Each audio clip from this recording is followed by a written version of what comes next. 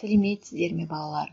Менің арнама қош келдіңіздер. Математика пәні 4-ші сынып 103-ші сабақ. Қорытындылау. Оқу мақсаты: таңдап алу әдісімен комбинаториялық есептерді шығару, кеңістіктік ойлау қабілетін дамытуға арналған логикалық есептерді шығару, нысандардың бастапқы орны мен қозғалыс бағытын анықтау.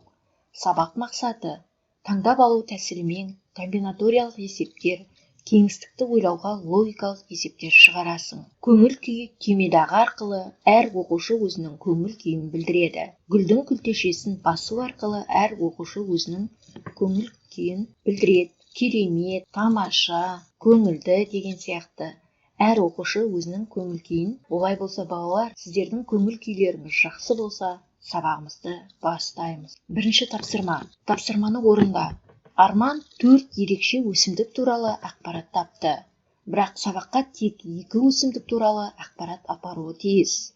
2 өсімдікті таңдаудың неше нұсқасы бар? Өсімдік атауының бірінші әріптерімен белгілеп, барлық нұсқаларды жаз. Баобаб Б әрпімен, айдаһар ағашы А, Калифорния секвойясы К әрпімен, романескі орамжапырағы Р әрпімен белгіленеді. Бұл жерде 2 өсімдік туралы ақпарат апару үшін берілген өсімдіктердің нұсқаларын жазу керек. Бұл өсімдіктердің 6 нұсқасы бар. Соның өзі Арман қалаған 2 нұсқасы туралы ақпаратты сабаққа апарады. Жұптық жұмыс: есепті шығар. Болат пен Серік өсімдікті атау ойын ойнады.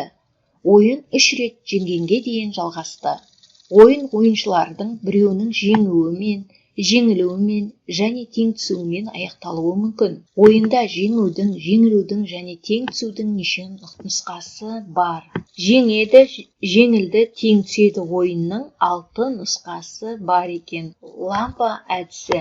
Балалар, бұл жерде сұрақ беріледі, сол сұрақтың жауабы беріледі екен. Кез келген бір таңбалы 4 сан ал, олардан барынша көбірек 2 таңбалы сан құрастыр. Алдымен лампамызды жағып алайық. Лампамыз жанды. Енді жауабын көрейік. 4, 7, 9, 1 санын алған екен. Осы сандардан 2 таңбалы сандарды жазып шығу керек. 41, 47, 49, 44, 14, 11, 17, 19, 71, 74, 77, 79, 91, 94, 97, 99. Яғни 7, 4, 9, 1 сандарынан 16 сан құрастырды. 4-ші тапсырма. Терезе алдында сары, қызыл, көк түсті 3 ыдыста гүл өсіп тұр. Айна Арманға бір ыдыстағы гүлді, ал Алияға басқа ыдыстағы гүлді апарып беруі керек. Айна мұны неше тәсілмен орындай алады? Жауабын көрейік балалар. Сары,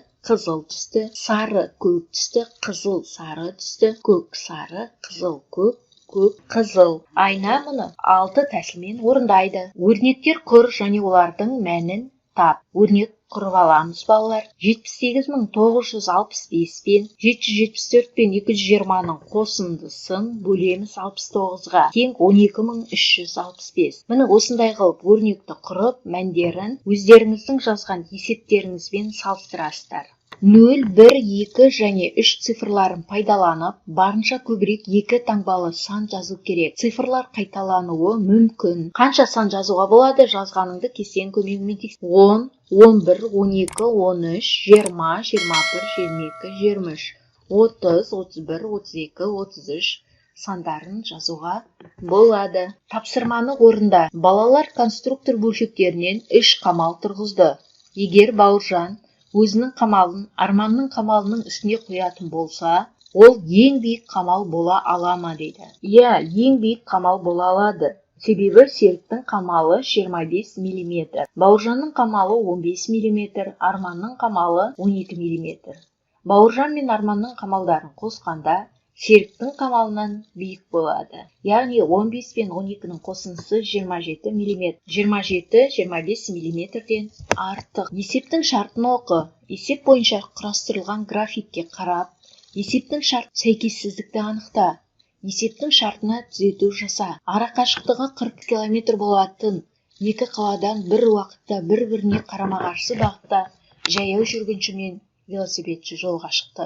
Велосипедшінің жылдамдығы 10 км/сағат. Егер олар 2 сағаттан кейін кездескен болса, Онда жаяу жүргінші қандай жылдамдықпен жүрген? S тең 45 км, Т 3 сағат, В1 10 км сағат, В2 белгісіз. В жақындау жылдамдығы S-ті бөлеміз Т-ға, 45-ті бөлеміз 3-ге, тең 15 км сағат. В2 жақындау жылдамдығынан аламыз В1-ді. 15-тен 10-ды алғанда 5 км сағат. Жауабы жаяу жүргінші 5 км сағат жылдамдықпен жүрген. Тапсырманы орында.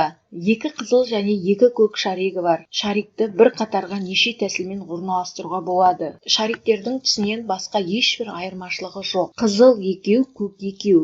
Яғни бас әріптермен белгілейміз. Бұл нұсқаны 6 тәсілмен орналастыруға болады. Тапсырманы орында. Арман анасының туған күніне гүл сатып алмақшы.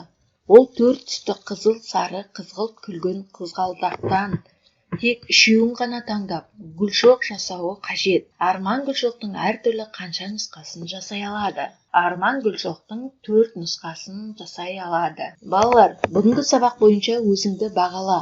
Яғни балалар, сіздер өздеріңізді бағалап кетесіздер, тапсырманы қалай орындағандарыңызды айтып өтесіздер. Кез келген оқушы өзінің санын таңдайды. 10 жасыл болса мысалға, керемет, 9 таңдаса мысалға, жаман емес деп, міне әр оқушы өзінің қалаған сандарын таңдап алады, өзін өзі бағалайды. Жарайсыздар балалар, осымен сабағымыз аяқталды. Назарларыңызға рахмет, сау болыңыздар.